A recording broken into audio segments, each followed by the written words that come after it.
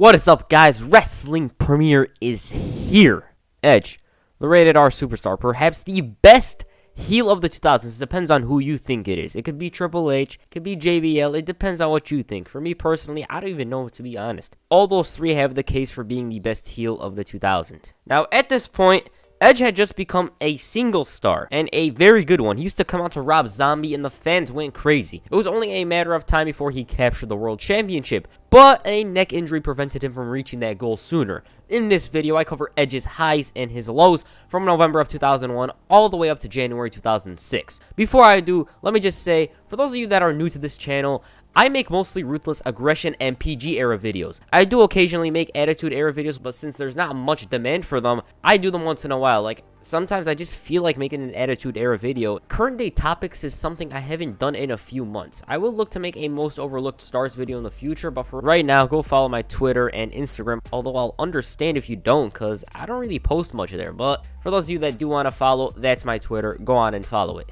Right now, let's get into it. At this point, Edge was starting to come into his own. With the backing of the fans and the WWF, Edge was anything but struggling as a single star. In November of 2001, Edge captured the WCW United States Championship from Kurt Angle. He had the title for 6 days before beating Test in a unification match to become the new Intercontinental Champion. As IC champ, Edge feuded with William Regal. Edge successfully defended the title for their first matchup, but once they faced off at the Royal Rumble, Regal, with the help of his brass knuckles, won the matchup. After failing to recapture the title in a brass knucks on a pole match, Edge began one of the most obscure feuds of the 2000s. I was literally going to make a video on this, but I realized it was so damn short. On the February 28, 2002 episode of SmackDown, Tajiri had this shampoo commercial for Booker T to star in. He was confident that he was getting the commercial, but later that night, Edge was given the spot. Booker was obviously seeding, so he had an issue with Edge, and he decided to solve it at WrestleMania. He failed to win that match, and Edge in his hometown of Toronto emerged victorious. After WrestleMania, Edge was drafted to the SmackDown brand. His first feud on the blue brand was with Kurt Angle. This is where it begins. On the April 4th, 2002 episode of SmackDown, Edge went up to Kurt Angle and he told him that he feels bad that they weren't friends anymore. He then showed Angle some photos of themselves together from the past, and Angle himself didn't realize the joke. He thought Edge was just a good guy, but once he found out, he was fuming. Later that night, Angle got himself disqualified in his match with Edge, beginning a feud with him. The next week, Edge interrupted Angle's promo to make fun of him. He then challenged Angle to a matchup at Backlash, and Angle replied to this challenge stating that Edge is a snot-nosed punk, and he accepted. Edge then said that the fans shouldn't chant "what" after Angle says something. Instead, they should chant "you suck." This caught on like wildfire. Yeah, it's known that the "You Suck" chant debuted a year earlier, but it was Edge who officially made the chant a permanent fixture in Angle's entrance. Anyways, the two had a great matchup at Backlash. It's one of the best matchups from that pay-per-view. I thought it was match of the night. Those two put on an absolute performance, like nearly 15 minutes of non-stop action. Angle emerged victorious in that matchup. On that week's SmackDown, Kurt Angle came out to the ring to unveil his brand new Kurt Angle t-shirt. Edge then decided to join the festivities. He congratulated Kurt for his victory at Backlash, and he wanted to see Angle's t-shirt. Kurt thought Edge was cool with him, but once he revealed the t-shirt, the fans went crazy, and Angle himself was oblivious to what actually was on the t-shirt. And the best part of this was when Angle said, "Is that not me or what?" Edge made fun of him, and he asked for the guys to play Kurt Angle's theme song. The fans chanted "You suck" in unison. The next week, Kurt Angle convinced Lance Storm to model his t-shirt. This was after the Big Valboski made fun of him. Despite being in his hometown of Pittsburgh, Pennsylvania, the fans loudly chanted "You suck." Edge once again came out to rain on Angle's parade. He said every one of the fans and himself want to buy a t-shirt, and not to take away from Angle's t-shirt, but there's a better one out there. Out came the Big Valboski wearing the better shirt. Angle was fed up, so he decided to challenge Edge to a rematch at Judgment Day, but this time, it's going to be Edge who sucks his meals through a straw. As he was ripping into Edge, Lance Storm whispered something to the Olympic gold medalist. Angle then said that it's much better to humiliate Edge. He then challenged him to put his hair up on the line. Edge would accept, but only if Angle put his money where his mouth is. If Edge beats Angle, then he gets his head shaved bald. He then accepted, and the match was on.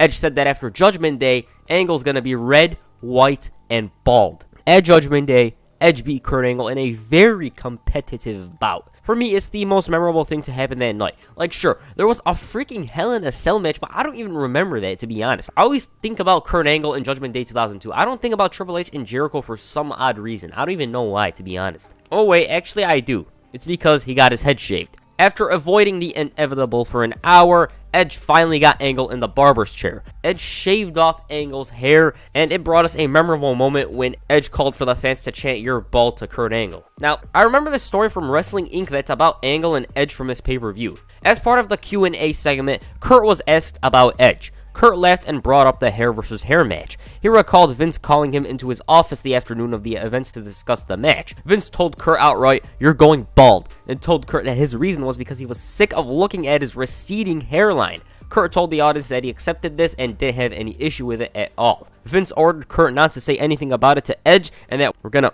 with Edge. So Edge comes in, and Vince tells Edge that he is going to do the job that night and go bald. Kurt recalled that Edge's face went chalk white. He said, "Okay," and they both left. Outside of the office, Edge in a panic started saying to Kurt how he couldn't go bald because he grew his hair out to hide his ugly face. Kurt said it was hard to keep a straight face, but he told Edge that he has to do the job, and if he didn't like it, then tough. Before the event, Kurt was walking backstage and saw that Edge was out front in the stands, appearing to be crying. In the end, Edge was told 5 minutes before the match that it was all a rib and that Kurt was losing his hair that night. Oh my god. This was the same month when Vince and Kurt fought in an airplane.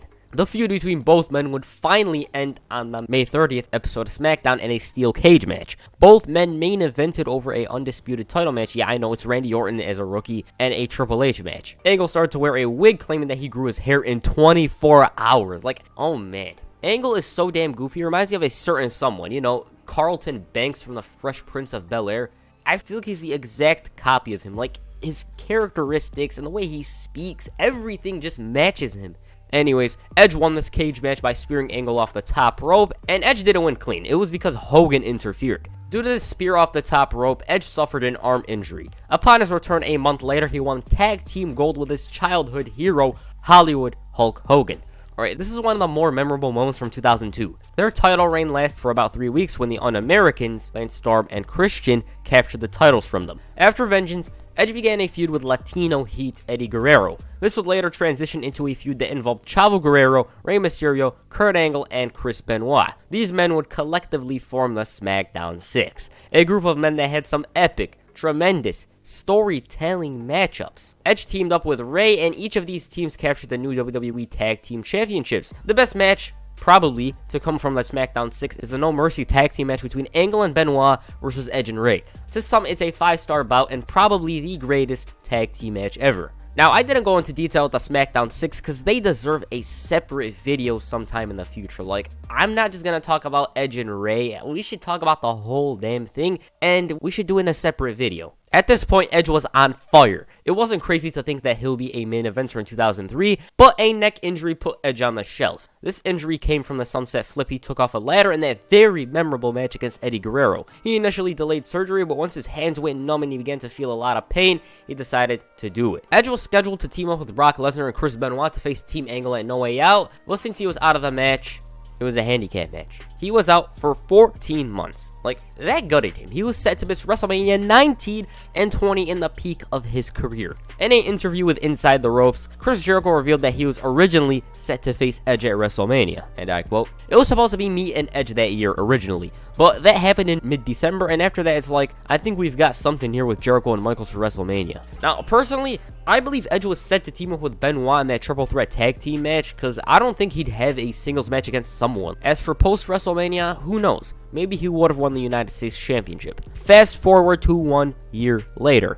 A vignette played at WrestleMania 20 signaling Edge's return. It's about time. On the March 22nd, 2004 episode of Raw, Edge finally returned. He speared the hell out of Eric Bischoff, who probably suffered a concussion due to that spear. Like, the way his head just whiplashed off the turnbuckle. Oh, man. Now, Edge's return to some was underwhelming. Sure, he won the tag team titles with Benoit, and he captured the Intercontinental Championship, but it felt like he was unmotivated. He was lacking that fire and passion he had from 2002. Like, just compare Edge of July of 2002 to Edge of July of 2004. Something was missing. Or he got stale, I'm not sure, but something was off. At SummerSlam in his hometown of Toronto, Canada, the fans booed him. This is kind of baffling to me because it's his hometown. Like, they booed him in his hometown. He took this to heart, and once he returned from his second injury, he had a chip on his shoulder. He returned in October of 2004. This time, though, Edge was seeking the World Heavyweight Championship. At Taboo Tuesday, he lost the vote for Triple H's challenger by 6 100%. Rumor has it, and he said this himself, he was set to win the title if he won the vote. Since he didn't, he was pissed. Later that night, despite walking out on his teammate Chris Benoit, Edge became a 10-time tag team champion. He then cost Shawn Michaels the title to begin his heel turn later that night.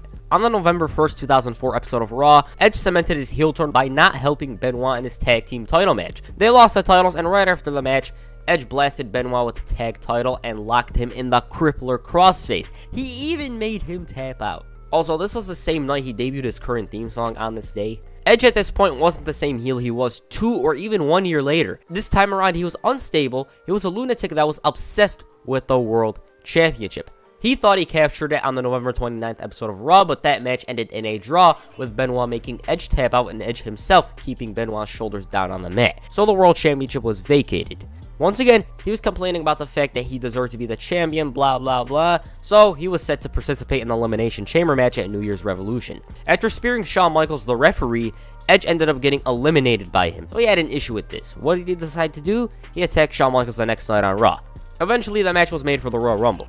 Edge versus Shawn Michaels. Now, personally, it was good. It started off slowly, but once they started to hit the big moves, it was awesome. I went into depth with that match in this video, so if you want to, go check it out. Edge ended up winning this one by using the ropes for leverage. After the Royal Rumble, Edge continued to complain about not getting a singles match for the world title until the February 7th, 2005 episode of Raw, when he finally got a singles match for the world title. His wish was finally granted. The only problem with this matchup is the fact that Batista interfered and he cost him the match. Edge at this point didn't really have a feud. He was feuding with Shawn Michaels and they had that no DQ match. But after this, he was set to compete in the Money in the Bank ladder match. I believe Edge said in an interview that he didn't want to be in it despite being the one to win it. Nonetheless, they convinced him to do it, and by the end, Edge was the very first Mr. Money in the Bank. At this point, he was the number 2 heel on Raw. His buddy Christian was right behind him at number 3 or 4, depends on what you think.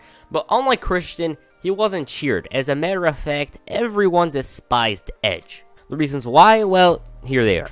On April 9, 2005, Matt Hardy was shockingly released from WWE. This was later revealed to be because Matt was being unprofessional and he wasn't handling the Edge and Lita situation well. As you all know, Lita cheated on Matt to be with Edge, and it's well known.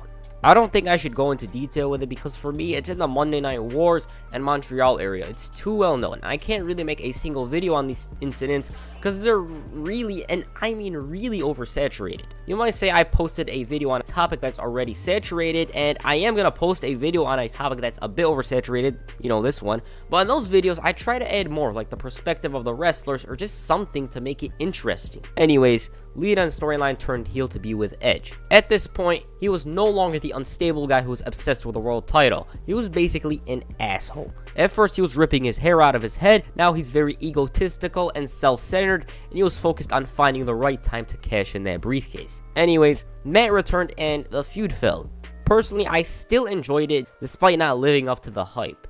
I still enjoyed it. It was good for what it was, and Edge mostly dominated the feud bar Unforgiven. In the end, he sent Hardy packing to SmackDown. Since I didn't go into detail with this feud, let me show you guys what Edge thought about this storyline. And I quote, and I mean, it was different, without a doubt. And I'd say this was probably like the most stressful point of my career, just from a personality taxing standpoint. But I was like, okay, see it through, get past it. And really, my mindset was, we're here now, so I'm going to use this and try if you want to think you know me. I'm going to use this to fuel. If you want to hate me, I'll give you reasons. Damn right, he gave us reasons. Like that image of Matt Hardy standing there and realizing that he's no longer on Raw, it's just sad. And it gives you a reason to hate Edge. Why would you like him after he did that?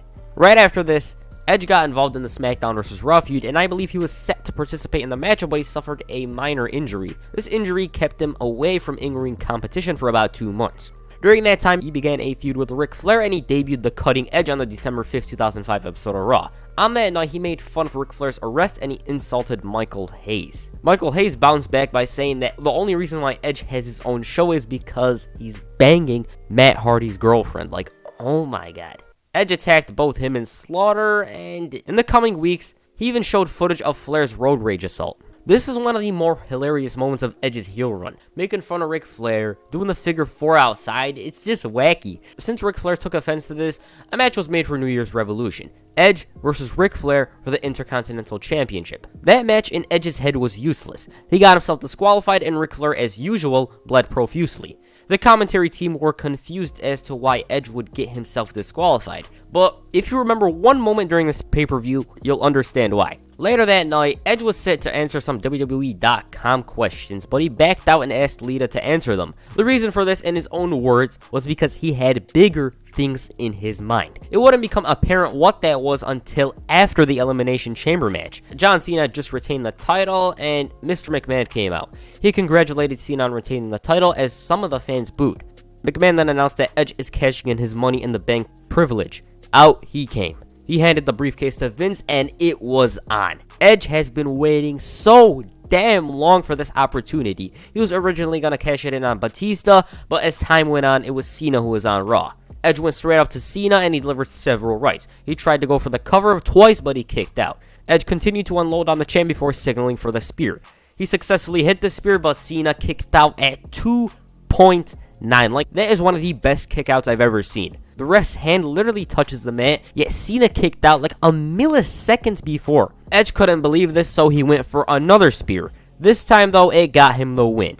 Joey Styles summed it all up perfectly. My God, what has happened here tonight? Finally, after 10 years, Edge has finally reached the top of the mountain. Once again, in Joey Styles' words, Edge has shocked the world.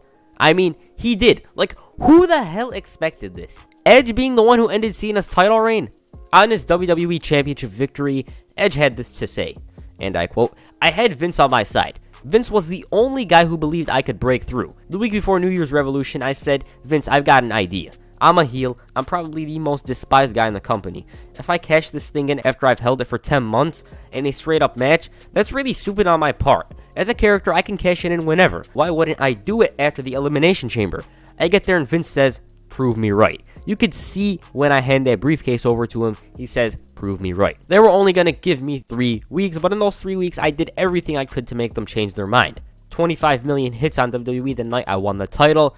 Big ratings. Yeah, Edge's champion was a draw. I mean, he did have some crazy stuff that he did, like that celebration and the TLC match, but if you look at Raw in 2006, the ratings were high. 4.3, 4.2, 4.1. Those were the averages. I remember looking at that ratings chart, and Raw was high. It's simple as that. Edge's champ was a draw. At least that's what it looked like. I mean, sure, there was DX, there was John Cena. Now, I'm not going to get into that. That should be a video in itself for the future. And that's it for this video. Edge's rise to the top is one of the best. From the Brood to a tag team with Christian, to the IC title, to the tag team title, SmackDown 6, all the way up to the World Championship at New Year's Revolution. It's such an awesome story, and he has probably the best career trajectory. Like, he started off as a tag team, then a single star, then a main eventer. That's the perfect trajectory in WWE. And that's it for this video. Make sure you hit an execution on the like button and perhaps a spear on the subscribe button. Peace. I'm out.